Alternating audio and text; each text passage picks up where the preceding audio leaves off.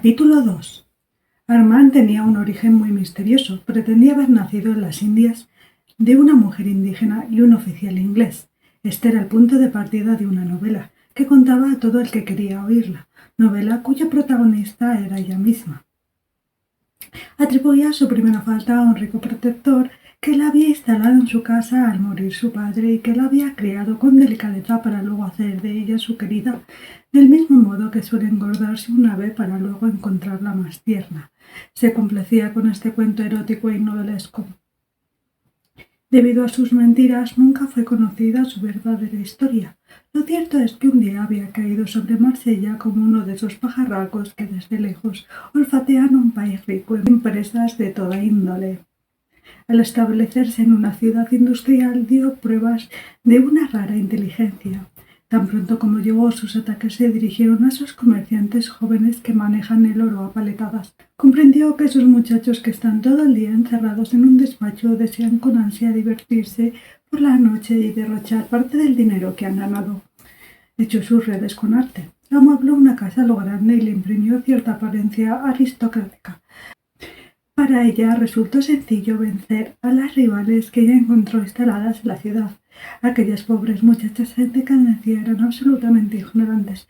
No sabían vestir y apenas sabían hablar. Desplegaban un lujo mezquino y falso, entregándose tontamente. Armand las aplastó con su elegancia, con su lenguaje fino y elevado, adquirido en el trato con personas bien educadas.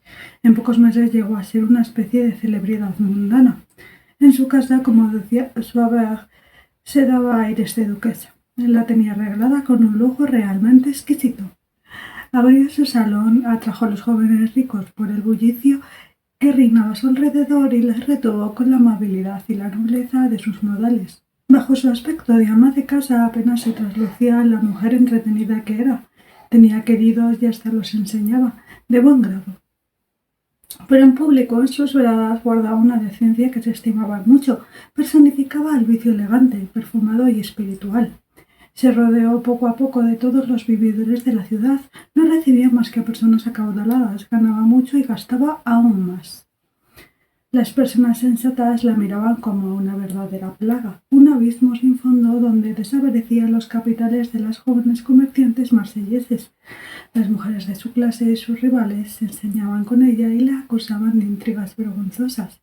Ridiculizaban su rostro delgado, sus precoces arrugas, decían que era fea, lo cual era casi cierto, y declaraban que no entendía el fanatismo que en ciertos hombres imbéciles despertaba aquella criatura.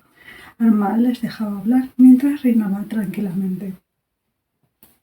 Durante varios años las dominó por su talento, su lujo y su ciencia de mujer elegante y refinada. A su casa se iba de etiqueta. Después, sin motivo aparente, descendió su crédito. Llegaron los apuros e hicieron mella en su lujo. Debía haber pasado de moda. Faltaban los amantes rumbosos. Cayó en un estado lamentable de la miseria que viste de seda y camina sobre alfombras. Como se daba cuenta de que acabaría por caer en el arroyo si no hacía esfuerzos para conservar su ostentación de gran señora, luchó tenazmente contra su mala suerte. Comprendía que su prestigio se debía únicamente a su aparente riqueza, a sus vestidos, al dinero que le permitía representar el papel de duquesa fuera de su clase.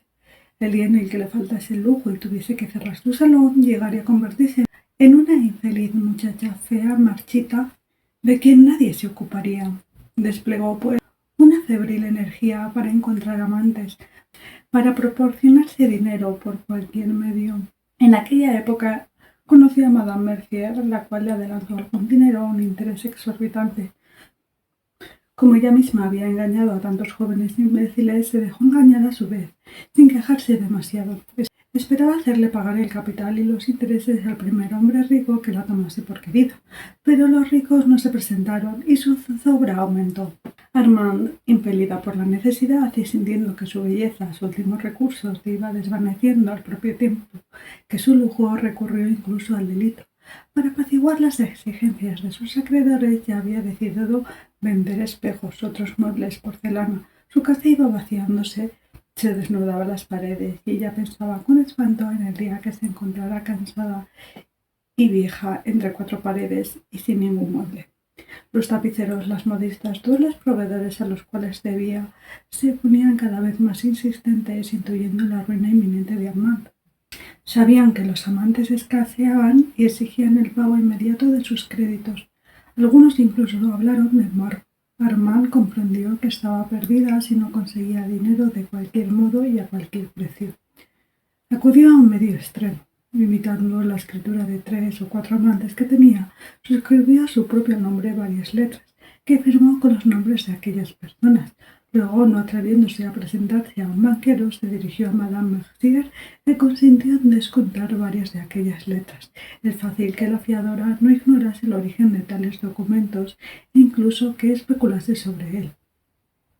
Al tener a la joven en sus garras y poder lanzar en cualquier momento una queja al procurador del rey, contando además con los supuestos suscriptores, los cuales habrían estado interesados en evitar un escándalo, consideraba aquellas falsificaciones que tenía en sus manos como una verdadera garantía, preferible incluso a las letras legítimas, y mientras seguía representando un papel de amiga, engrosaba su capital, exigiendo enormes intereses y embrollando cada vez más los negocios de la cortesana.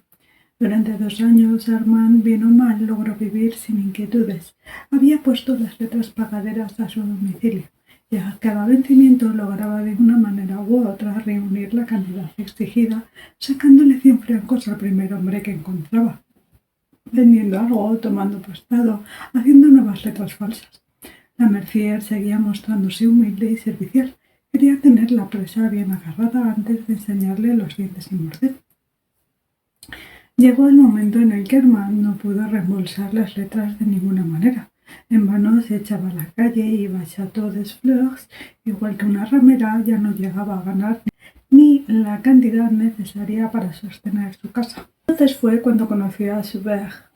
Por él dejó a un conde al que había arruinado, creyendo que el mozo de cuerda sería rico y generoso. En otros tiempos, cuando era la reina de Marsella y ostentaba con insolencia sus terciopelos y encajes, habría mirado a Joubert por encima del hombro, pero ahora no desdeñaba ninguna presa. Atacaba a la multitud y de buena gana habría obtenido el dinero, aun cuando procediera de las más sucias manos. A Joubert se le antojó ternura lo que no era sino simple necesidad. Al cabo de algunos meses ella tuvo que reconocer con horror que su nuevo amante economizaba su dinero prudentemente, como suelen hacerlo todos los hombres que han llegado a ricos empezando desde abajo, y como buen egoísta solo en sí mismo gastaba todo su dinero. Dejaron de pagarse 2 o 3 letras falsas y Madame Mercier empezó a enojarse. Así estaban las cosas cuando Mario fue a casa de la cortesana. Esperaba encontrar aún en el salón a buena parte de la alta sociedad, a la cual su hermano le había presentado. Pensaba vagamente en trabar amistad con algún joven comerciante que le ayudase. Tampoco descontaba a Joubert, cuya cortesía había exagerado adrede Josephine. Me asombraba al encontrar la sala vacía. Una sola lámpara iluminaba aquella amplia habitación que le parecía muy desnuda. Joubert estaba medio acostado en un diván, ocupando en desabrocharse el chaleco. Tenía en la mano un mondadientes. Sentada a su lado, Armand leía Graciela, pensativa, con la mano izquierda apoyada en su frente. Una perrita que ella llamaba de Jolly, acostada a sus pies, apoyaba la cabeza en las zapatillas de terciopelo de su dueña. Uno de los medios de seducción empleados por Armand era leer a sus amantes las obras de los grandes poetas modernos. Tenía una pequeña biblioteca en la que se encontraban las obras de Chateaubriand, de Victor Hugo, de Lamartine o de Musset. De noche, bajo la pálida claridad de la lámpara, momentos en los que aún era hermosa, leía lánguidamente versos o prosa poética. Esto le daba un gran prestigio. Los amantes que creían tratar como una muchacha ignorante se encontraban con una señora instruida, casi una literata, la cual poseía unos libros que ellos mismos nunca habían tenido ni tiempo ni interés de hojear siquiera. Sobre todo se sintió anonadado, apabullado, el día en que su querida cogió una colección de versos y se puso a hojearla tranquilamente en su presencia. El obrero apenas echaba un vistazo de vez en cuando al periódico. Una mujer que leía poesías le parecía, pues, un ser superior. Siempre que Armand lo hacía en voz alta, él se acurrucaba, mostrándose grave y embelesado. Le parecía que aquello le elevaba. Mario sonrió levemente al ver la actitud sentimental de Armand, que fingía extasiarse, y la postura de Joubert. La cortesana acogió a Mario con gracia y soltura. Con Felipe había sostenido relaciones más o menos íntimas y trataba a Mario como a un antiguo conocido. Le invitó a tomar asiento y le convino con amabilidad por escatimar tanto sus visitas. Sé, añadió, que ha tenido usted muchos disgustos en estos últimos tiempos. Pobre Felipe. A veces me lo imagino encerrado en un lóbrego calabozo, él tan aficionado al lujo y a los placeres. Así aprenderá a otorgar mejor su cariño. Sauber se había incorporado. Tenía la buena cualidad de no ser celoso. Al contrario, se envanecía por los amantes que había tenido su querida, y los antiguos amores de Armand aumentaban para él el valor de su conquista. Además, Mario le pareció tan insignificante que se complacía en comparar su robusta figura con la de aquel hombre pequeño y delgado. La joven los presentó. «Nos conocemos», dijo Sauber, con risa de hombre feliz. «Conozco también a Monsieur Philippe Caillol. ¡Qué mozo aquel!». A Sauber le gustaba que le encontrasen al lado de Armand. Empezó a tutearla haciendo alusiones a los placeres de los que juntos disfrutaban. Después, dirigiéndose a su querida, continuó hablando de Philippe. «Venía a verte a menudo, ¿no es cierto? No digas que no. Os habéis amado». A veces le encontraba en el Château de Fleurs. «Ayer estuvimos allí. ¡Cuánta gente! ¡Qué trajes más preciosos!». Luego dijo a Mario: «Por la noche estuvimos en un restaurante muy caro. No todo el mundo puede hacer tales gastos». Armand parecía estar sufriendo. Todavía conservaba cierto sentido de la delicadeza. Observaba a Mario mientras se encogía levemente de hombros y le dirigía miradas de inteligencia. Sauber no lo notaba. Mario adivinó entonces los apuros y las pesadumbres de la cortesana. Al contemplar aquel salón desierto, casi le inspiró lástima, pues comprendió por la espantosa pendiente que estaba rodando aquella mujer, que en otro tiempo conociera feliz y despreocupada. Lamentó haber ido a verla. Alrededor de las 10 quedó solo con Sauber, el cual se puso a contarle su suerte y la alegre vida que llevaba. Una criada había venido a decir en voz baja a Armand que Madame Mercier estaba en la antecámara y parecía muy irritada. Capítulo 3. Madame Mercier era una mujer de 50 años, regordeta, que se quejaba continuamente de los malos tiempos que corrían. Llevaba un vestido de indiana desteñido, tenía colgado del brazo un capazo de paja que le servía de bolso y andaba con pasos pequeños y a la vez con aire solapado de gata. Se mostraba humilde y miserable y solía fingir una gran tristeza para inspirar lástima a los demás. Su cara frescota, donde las arrugas parecían dobleces de grasa, protestaba contra las lágrimas que aquella mujer hacía fluir a cada momento. La fiadora representó admirablemente su papel ante Armand. Primero se hizo la bonachona, se apoderó de ella con un arte infernal, mostrándose alternativamente servicial y egoísta, embrollando las cuentas, dejando crecer los intereses y colocando a la deudora en la imposibilidad de sacar nada limpio. Así, cuando llegaba al vencimiento de una letra sin que Armand dispusiera de fondos, Madame Mercier se desesperaba. Luego prometía pedir prestado el dinero, pues declaraba que ella no tenía la cantidad necesaria. Adelantaba el dinero y se lo hacía reembolsar inmediatamente por la cortesana, que por consiguiente tenía que pagar un nuevo interés.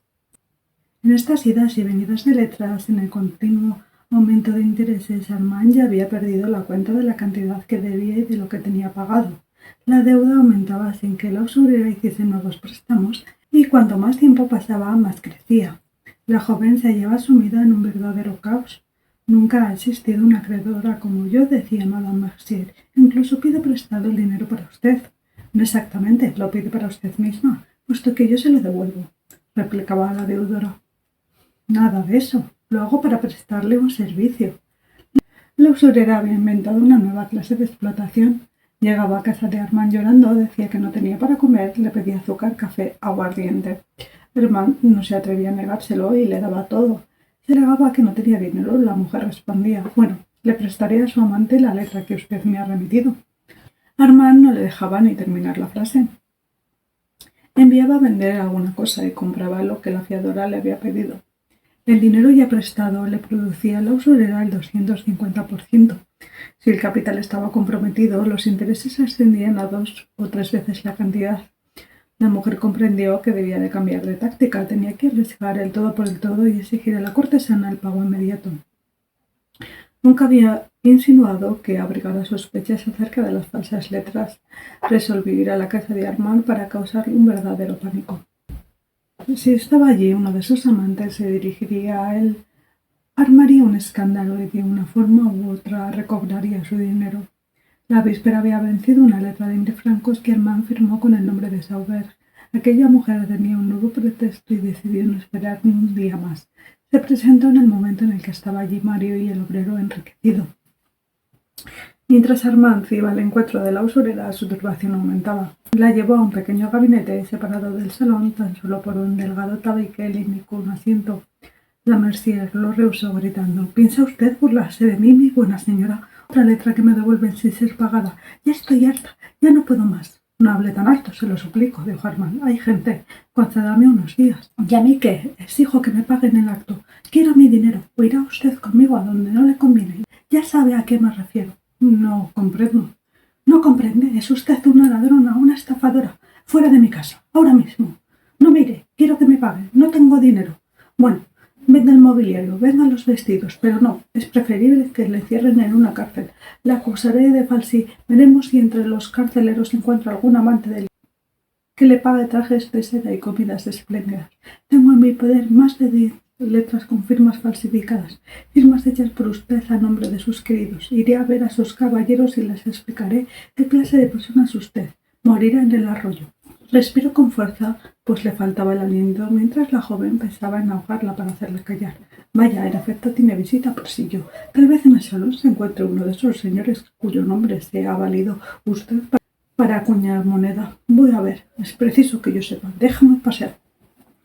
Se dirigió hacia la puerta. Armand le cerró el paso, alargando los brazos, dispuesta a pegarle si avanzaba. «¿Quiere pegarme a mí, que la ha alimentado, que le he prestado mi escaso dinero?», balbuceó la fiadora, ahogada por la cólera. Entonces retrocedió gritando: «¡Socorro, socorro!». Armand se volvió con rapidez para cerrar la habitación con llave, pero ya era tarde. La puerta acababa de abrirse y se encontró frente a Mario y Sauveur, que miraban la escena con inquietud y curiosidad. Capítulo 4. Sauveur y Mario habían permanecido solos en el salón casi media hora. El joven hubiese deseado retirarse, pero le pareció una descortesía hacerlo sin despedirse de la dueña de la casa. Fingía escuchar las historias de Sauveur. No tardaron en oír voces. Poco a poco creció tanto el ruido que los dos escucharon, pues era imposible hacerse los sordos. El grito de «¡Socorro, socorro!» les hizo ponerse en pie y abrir la puerta que daba al gabinete. Les esperaba un extraño espectáculo. Cuando aparecieron, Armand retrocedió vacilando y se dejó caer en un diván, con la cabeza entre las manos. Prorrumpió en sollozos anonadada, sin querer levantar la vista ni pronunciar una palabra. La usurera, enojada y con rostro enrojecido, se acercó a los dos hombres y se puso a hablarles con furiosa verborrea. Se interrumpía de vez en cuando para volverse y señalar el puño cerrado a Armand, la cual parecía no oírla siquiera, y en su desesperación las convulsiones sacudían todo su cuerpo.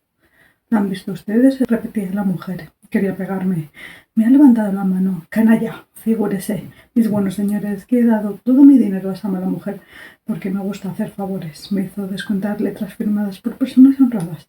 Quería estar segura de no perder nada, y hoy me entero de que las letras estaban falsificadas y de que fui indignamente robada. ¿Qué habrían hecho ustedes en mi lugar? La recombiné por su innoble conducta. Entonces me amenazó». Sauveur abrió unos desmesurados ojos. Tan pronto miraba a la apabullada Armand como a la irritada usurera. Acercóse a la joven y le dijo: «Vamos, querido, defiéndete. Esta mujer miente, ¿no es cierto? No has hecho semejantes tonterías. Habla, pues». Armand, sin moverse, continuó sollozando. «No hablará, ¿no? No se defenderá. Sabe que tengo las pruebas. Mañana mismo escribiré al procurador del rey». Mario miraba a Armand compasivamente. «¿Por qué quiere usted perderla?», preguntó la mujer. «Eso no hará que le pague más pronto. Debería darle una oportunidad para que pueda devolverle lo que es suyo». «No, no», respondió, «a la cárcel. Ya ha esperado demasiado. Ayer mismo dejó de pagar una letra de 1000 francos. Pagadera en su domicilio. Firmó con el nombre de Sauveur, sin duda alguna amante suyo». El obrero, al oír nombrarse, dio un brinco. «¿Dice usted que tiene una letra de 1000 francos firmada por Sauveur?», preguntó. «Sí, señor. Haga el favor de enseñármela». Así hizo la mujer, y Sauveur, dando vueltas, examinó la letra y quedó confuso. «Caramba», exclamó, «muy bien imitado». Luego, dirigiéndose a Armand, le dijo secamente: «Nada de tonterías, querida. Yo nunca pagaré eso, ¿sabes? Si fueran 100 francos te los daría, pero 1000 es demasiado». «Tengo otras», dijo la Mercier, «firmadas con diferentes nombres. Sin embargo, si me pagaran esta, callaría. Podría esperar». Las sensatas palabras de Mario le habían hecho comprender que no le convenía dirigirse a las autoridades. Como esperaba hacer pagar a Sauveur, cambió de tono tratando de excusar a Armand. «No estoy segura», dijo, «si las otras letras también son falsas». Se ha encontrado en grandes apuros, pero en el fondo es una buena persona. Se echó a llorar. Mario sonrió. Sauveur recorría el gabinete refunfuñando y presa de una gran agitación. En su interior se estaba librando un combate entre el egoísmo y la generosidad. Pero venció primero. «No», dijo, «no puedo dar más». Mario intervino. «Señor, por eso es preciso salvar a esa mujer desesperada. Usted la amaba. ¿No va a abandonarla en esta situación?» «Sí, la amaba», replicó Sauveur. «Bastante lo he demostrado en estos 3 meses. ¿Sabe usted que he gastado con ella más de 1000 francos? Yo no quiero dar más.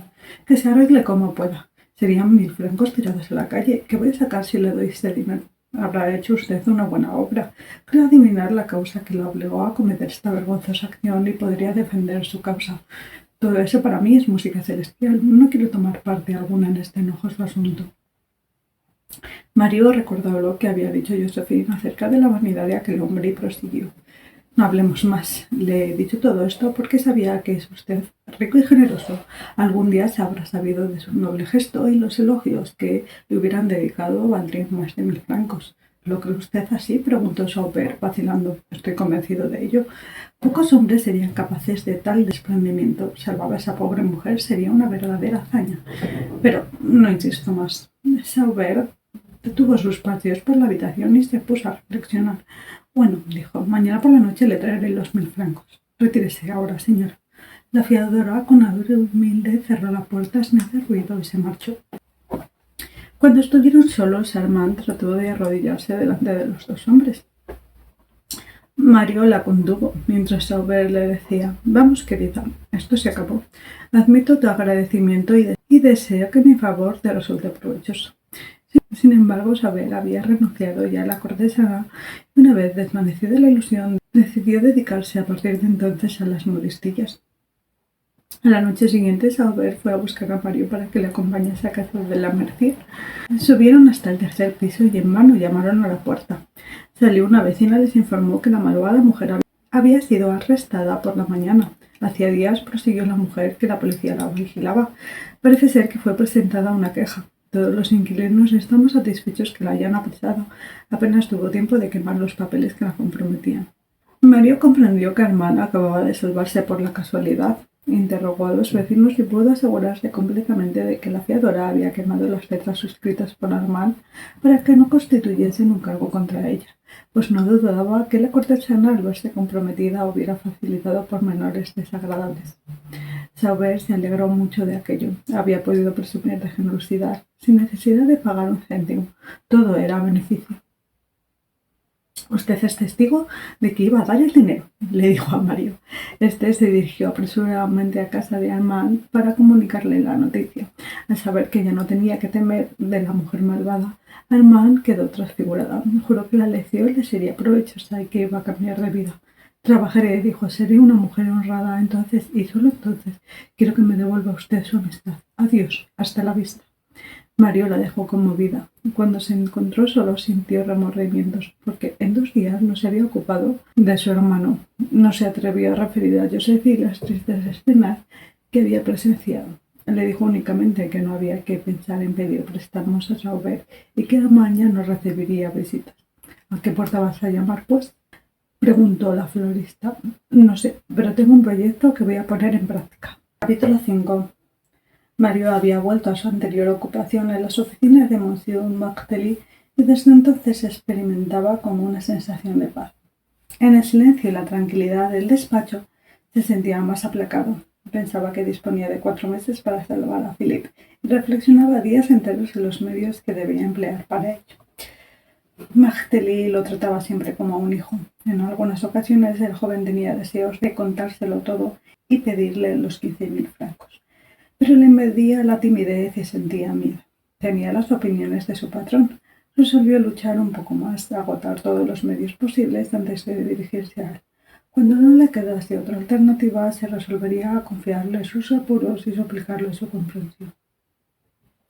Mientras tanto, decidió que no obraría más como un joven tímido y que no daría un solo paso inútil.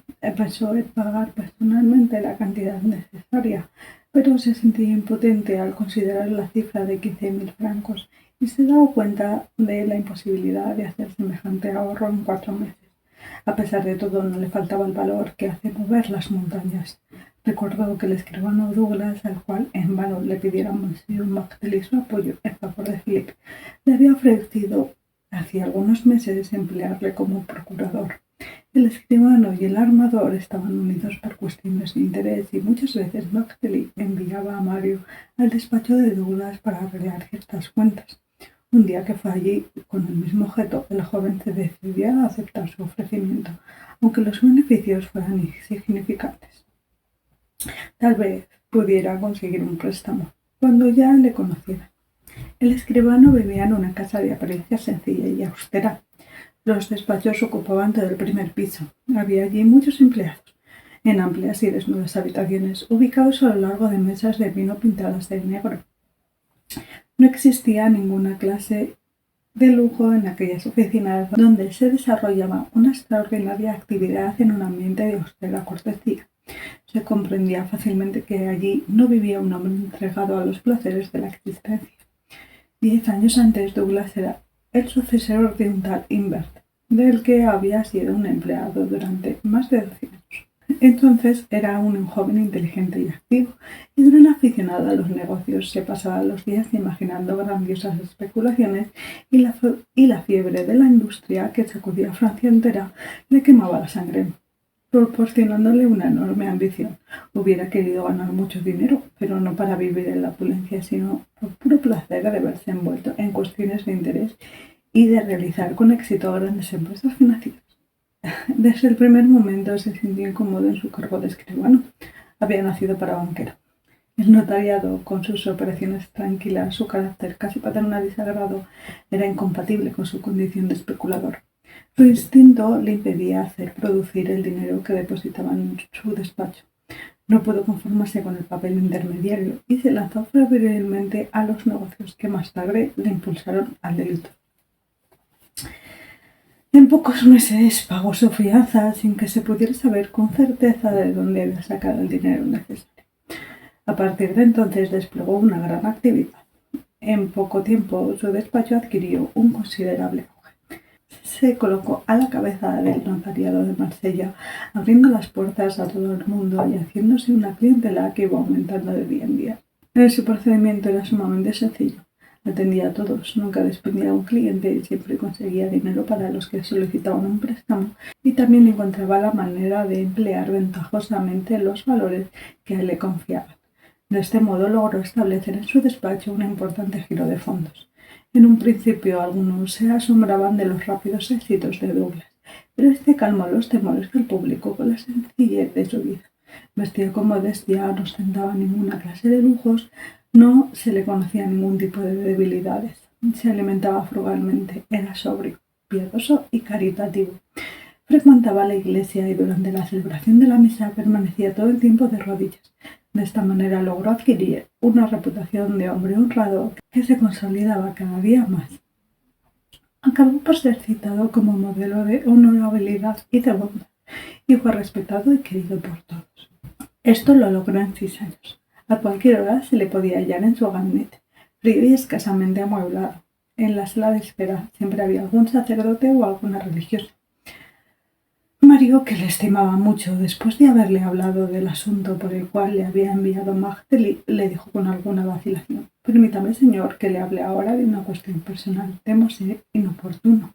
«Como querido amigo», respondió el escribano, «estoy a su disposición. Ya le he ofrecido apoyo. Recuerdo sus amables ofrecimientos y quisiera ahora aceptarlos. Ya le dije que en mi casa podría usted ganar algún dinero. Me satisfaría mucho poner a prueba su buena voluntad y sus méritos.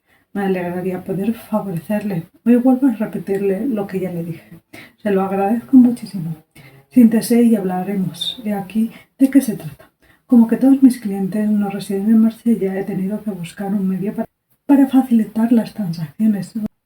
Bajo mis órdenes trabajan varios procuradores, los cuales representan a las personas ausentes y que son gerentes de sus propiedades. Cuando uno de mis clientes, por cualquier causa, no puede ocuparse de sus negocios, me dejo unos poderes en blanco, confiándome la misión de encontrar a una persona honrada y formal que cumpla su mandato. Yo sé que es usted activo y honrado y le ofrezco la oportunidad de representar a 2 o 3 propietarios cuyos poderes tengo en mis manos. Con poner su nombre está todo resuelto y cobrará usted el 50% de todas las transacciones que efectúe. Mario se asustó ante la responsabilidad de tal misión, pero como era consciente de su propia rectitud, no dudó en aceptar. Estoy a su disposición, dijo. Usted me guiará, me aconsejará. De que estando a sus órdenes nada tengo que temer. El escribano se levantó. Para no recargarle de trabajo, dijo, solo le confiaré de momento los poderes de 2 clientes. Escribiré su nombre inmediatamente. Sacó un legajo, volvió a sentarse y leyó los poderes después de haber intercalado el nombre de Mario.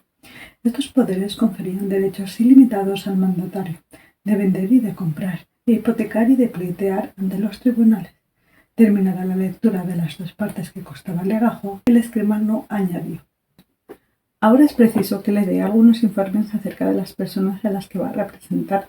Mostró a Mario los poderes de uno de los clientes. Estos son los poderes, continuó, de Monsieur Autier de Lambesc. En estos momentos se halla en Cherbourg y próximamente marchará para Nueva York, donde se hará cargo de una considerable herencia. Antes de su partida compró en Marsella un inmueble en la Rue de Rome. Usted la administrará durante su ausencia. Además, mañana tiene que enviarme sus instrucciones, que le remitiré a usted. Luego cogió los otros papeles y añadió: estos son los poderes de Monsieur Mouillet, antiguo comerciante de Tolón, que me ha confiado unos fondos encargándome de aceptar hipotecas sobre una casa de campo en el barrio de Saint-Just. Mouillet acaba de enviarme más dinero que desea invertir. Como el agota le tiene postrado en su sillón, me ha rogado que le busque un procurador que pueda firmar en su lugar. Vuelva mañana y nos entenderemos definitivamente acerca de los asuntos que le he expuesto. Douglas se levantó para despedir a Mario. Una vez en el umbral le estrechó la mano con cordialidad. El joven se retiró un poco aturdido por la rapidez de los hechos que acababan de acaecer. Estaba sorprendido por la facilidad con la que el escribano le había confiado tales intereses. No lograba sentirse tranquilo ante semejante responsabilidad. Al día siguiente, Mario fue al despacho de Monsieur Douglas para recibir las últimas instrucciones. Bien, es usted puntual, dijo el escribano sonriendo. Ya verá qué buenos negocios hacemos. Le quiero enriquecer. Siéntese, espere un momento. Douglas desayunaba en un ángulo del escritorio, pan y nueces, acompañados únicamente por algún trago de agua. Esta frugalidad conmovió a Mario y disipó su malestar de la vida. Un hombre tan parco no podía mezclarse en negocios sucios. Debía ser, por lo tanto, un hombre recto y honrado, de espíritu piadoso y sincero, consagrado a su tarea como un sacerdote se consagra a Dios. Cuando el escribano hubo terminado su desayuno, dijo: ahora hablemos. He recibido una carta de Monsieur Autier que quiere hipotecar sus inmuebles, pues necesita dinero para su viaje. Aquí está la carta. Mario tomó el papel y, como buscaba maquinalmente los sellos de correo del escribano, observó: esta carta me llegó en un sobre grande que contenía otros papeles. El joven se ruborizó, temiendo haberle ofendido. Leyó la carta en la cual, efectivamente, Monsieur Autier pedía que hipotecara la casa de Rue de Rome. Rogaba a Douglas que hiciera uso de sus poderes y le enviase el dinero lo más pronto posible.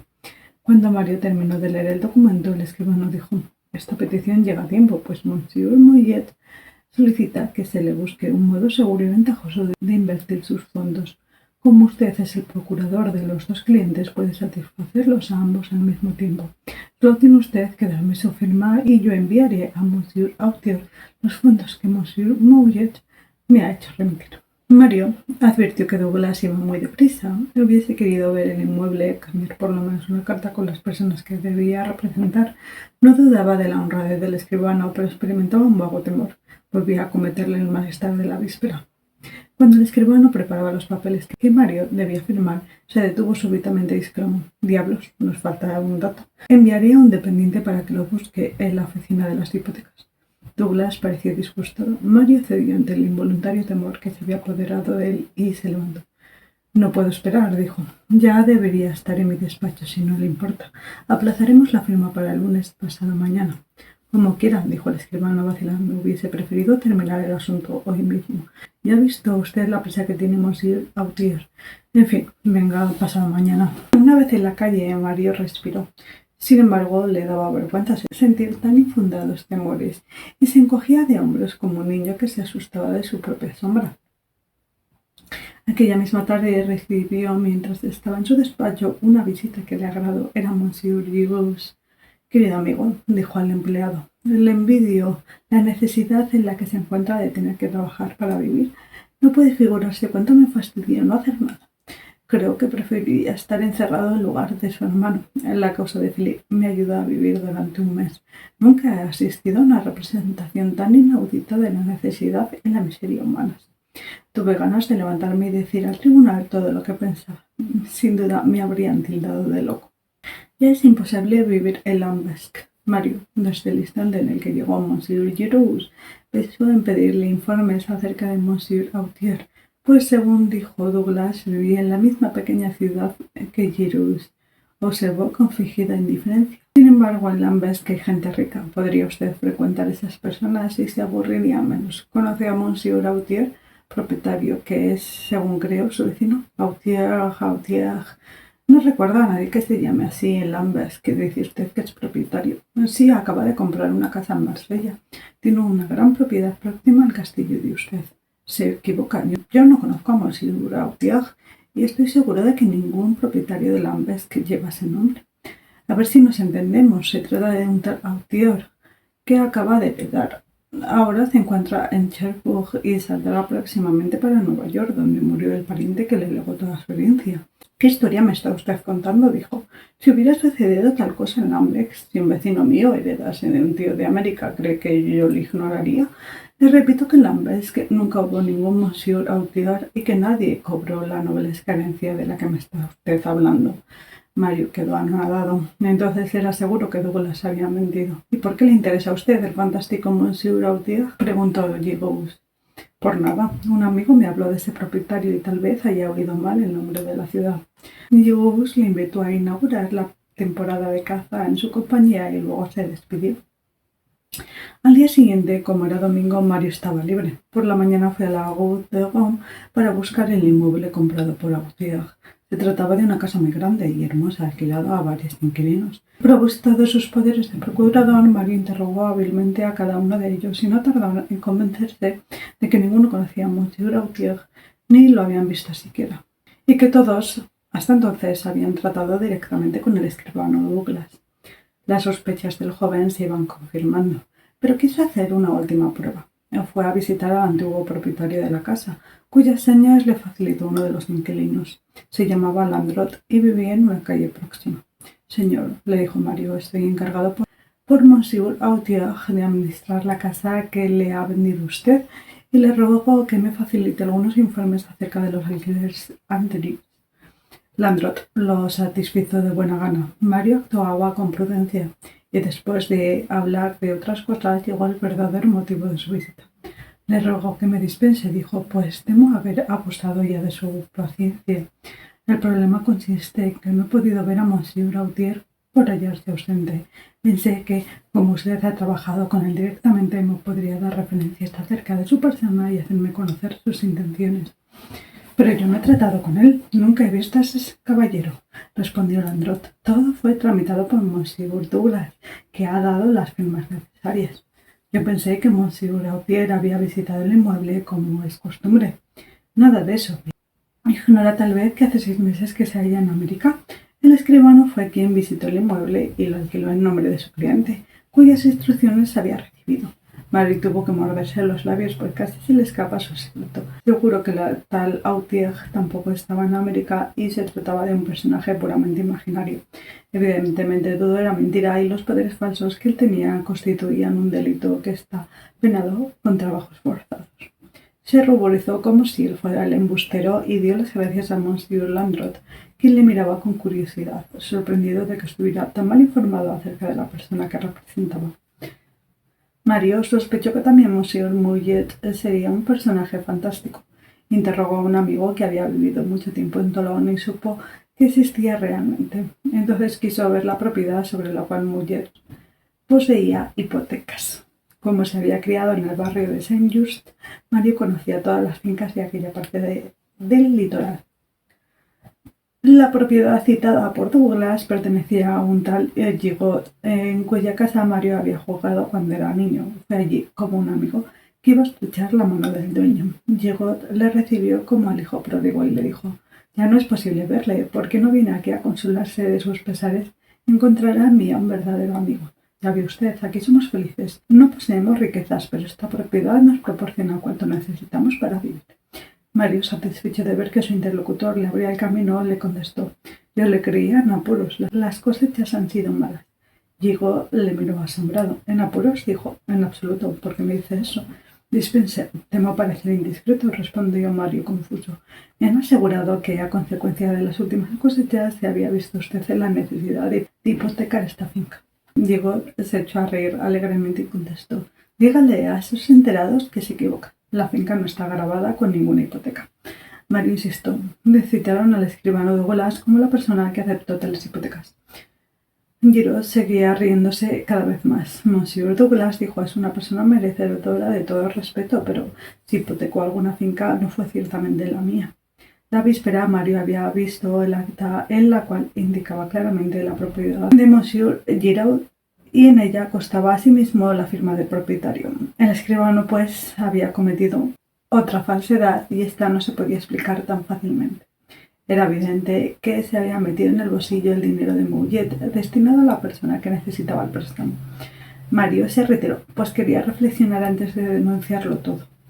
Auteuil no existía y la casa sobre la cual Mouillet tenía hipotecas también era falsa, puesto que Gigot declaraba rotundamente que no era la suya. En todo esto existían abismos en los que el joven se estaba adentrando poco a poco, lo cual le producía cierto estremecimiento. El lunes por la mañana, después de haber pasado una noche febril dándole vueltas en su cabeza a todo aquel asunto, Mario decidió acudir a casa del escribano. Capítulo 7. Cuando Mario volvió a entrar en el despacho de Douglas, se sorprendió al observar la calma casi religiosa que reinaba en aquellas enormes y frías salas, donde él sabía que se fraguaban los delitos. No podía habituarse a tanta hipocresía. Hubiera deseado que hasta las paredes gritasen la falta de honradez del escribano, la silenciosa actividad de los empleados y la decente apariencia de la casa le exasperaban e incluso le hacían dudar. Pálido, embargado por la emoción, había tomado asiento en la sala de espera cuando Douglas notó su presencia desde la puerta de su despacho, que estaba abierta. Entre, le gritó. «No me molesta usted en absoluto.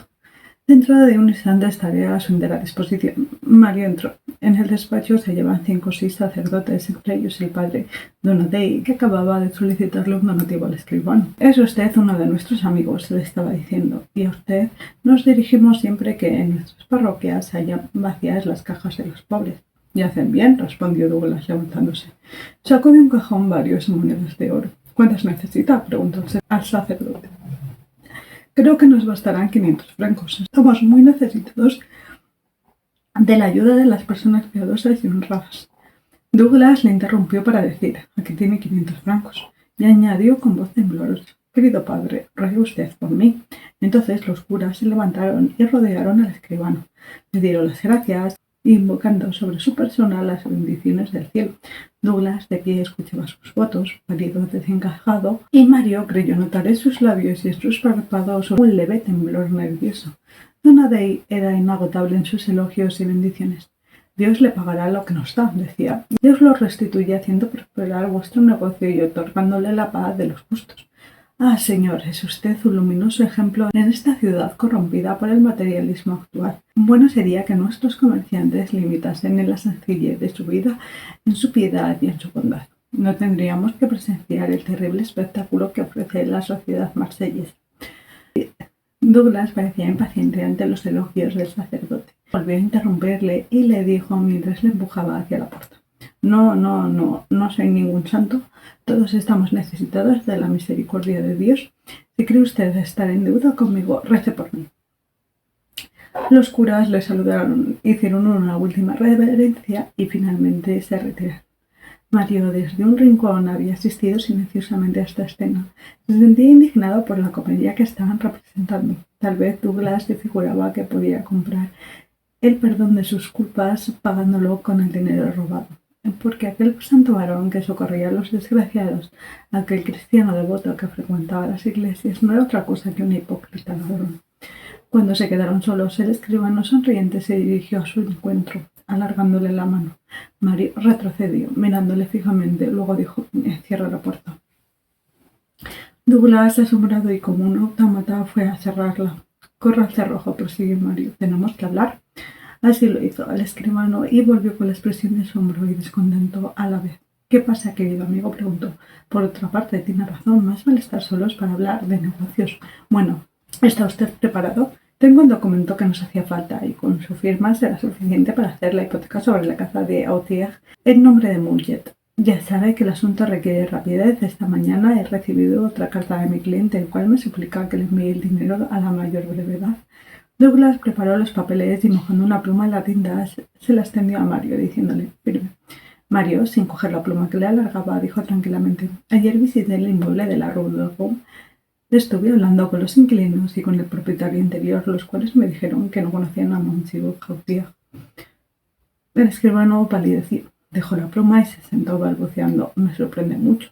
Anteayer», prosiguió Mario, «recibí la visita de Monsieur Gibus, rico propietario de Lambeth, que me afirmó que ninguno de sus vecinos se llama Autier y que no existía tal persona.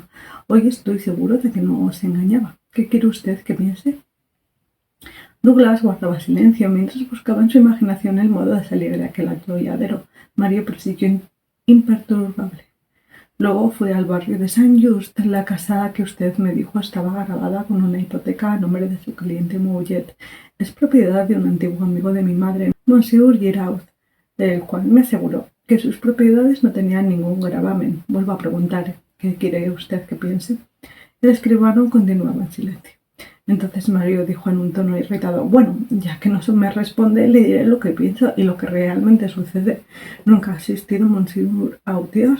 Es un fantasma que usted ha creado para llevar a cabo con mayor libertad cualquier negocio sucio. Por otra parte, no hay tal hipoteca, y el dinero de Mouget ha ido a parar a su bolsillo. Para obtener tan bonito resultado ha cometido varias falsedades y actualmente se dispone a cometer otras que le proporcionarán más fondos». Parecía como si Mario estuviese hablándole a una estatua. La calma de Douglas aumentó su irritación. «No soy yo el que ha de juzgar sus delitos», continuó elevando el tono de voz, «pero le pido cuentas de su indigna conducta para conmigo. Vaya, quería usted mezclarme en sus sucios negocios.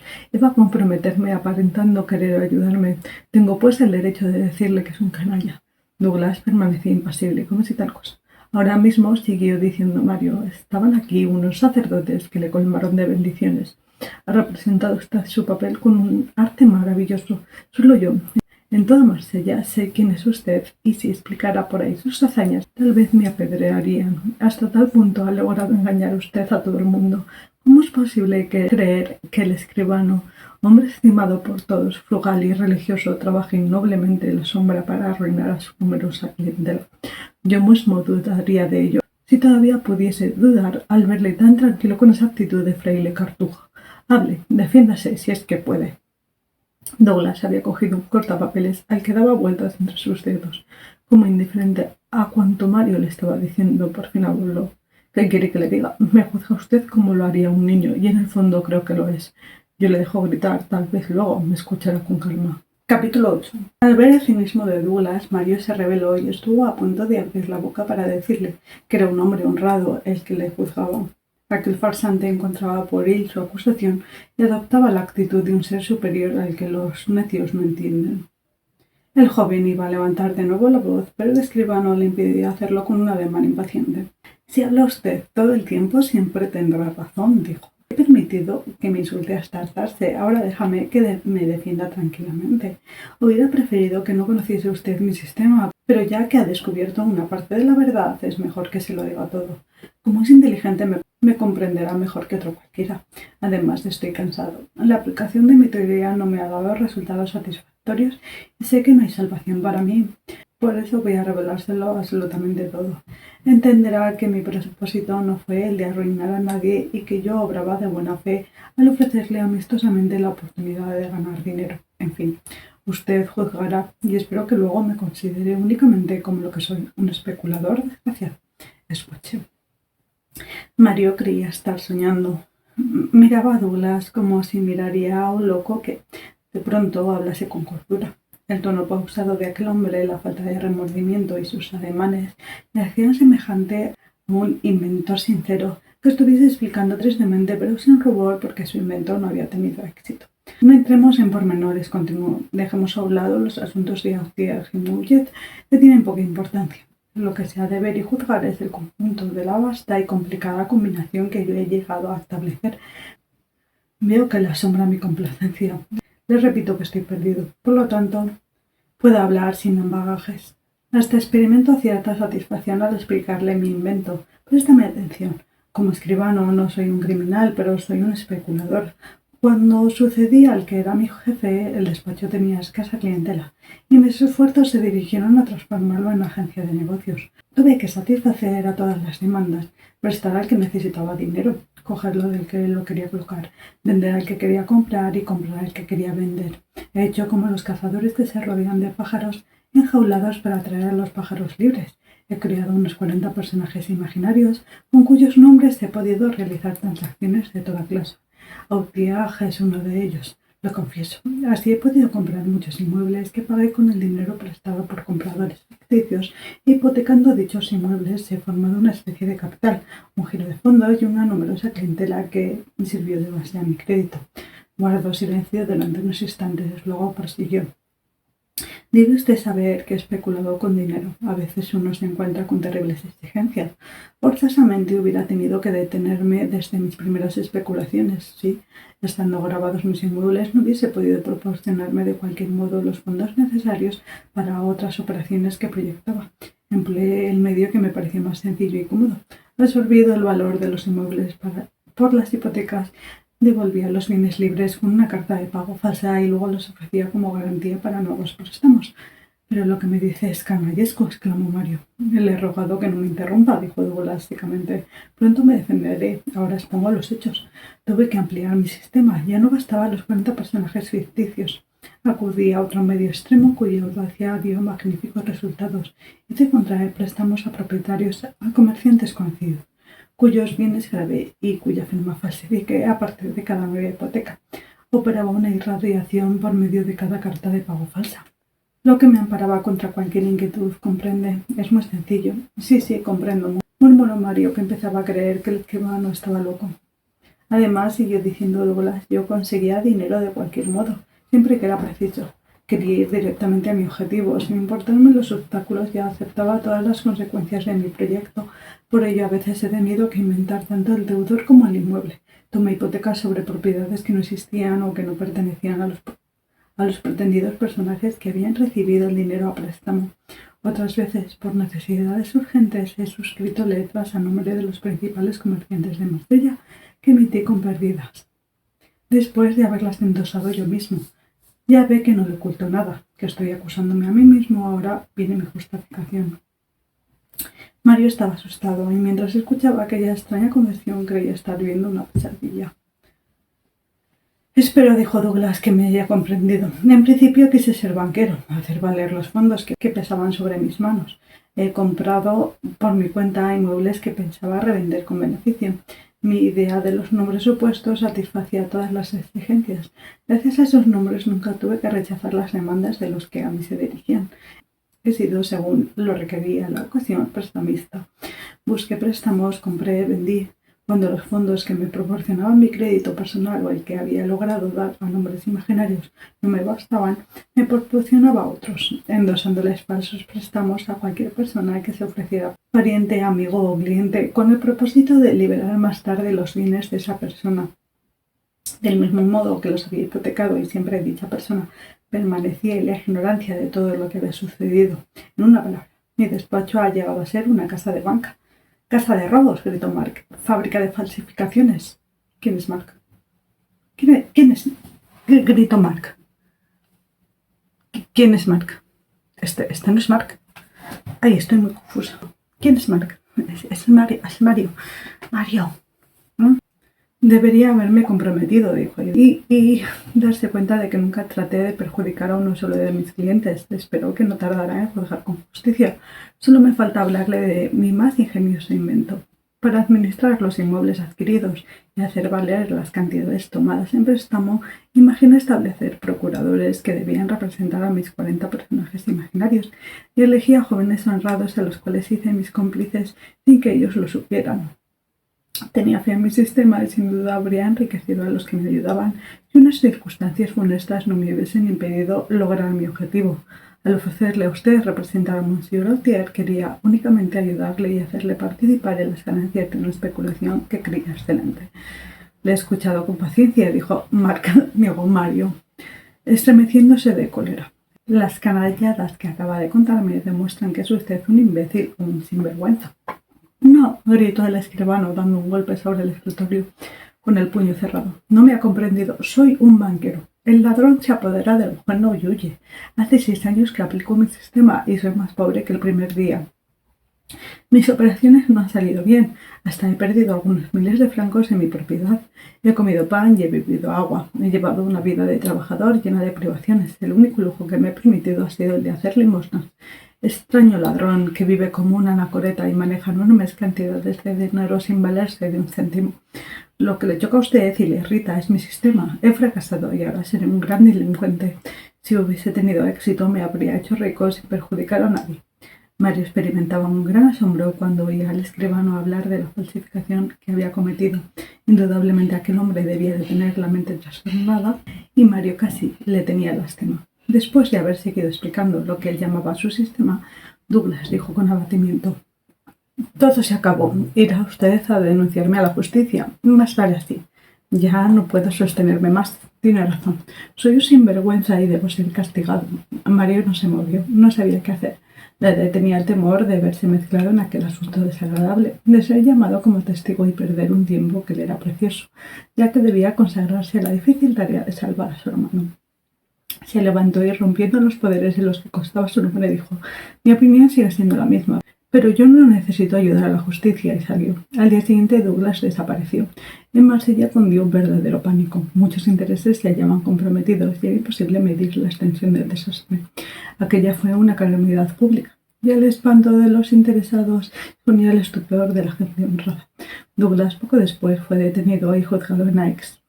En medio de la indignación popular, aceptó su situación fríamente y explicó todo lo que los jueces no lograban desembrollar. El tribunal tuvo que juzgar 900 delitos de toda clase de falsificaciones, y tantas eran las víctimas que resultaba imposible aclarar todo aquello sin la ayuda del propio Douglas. Rechazó siempre enérgicamente la acusación de robo. Repitió que había sido un especulador sin suerte y que, si la justicia y las circunstancias se lo hubieran permitido, habría levantado de nuevo sus negocios y los de sus clientes. Pareció como si acusase al tribunal de haberle puesto en unas circunstancias que le impedían remediar el perjuicio que había causado. Fue condenado a cadena perpetua y exposición pública.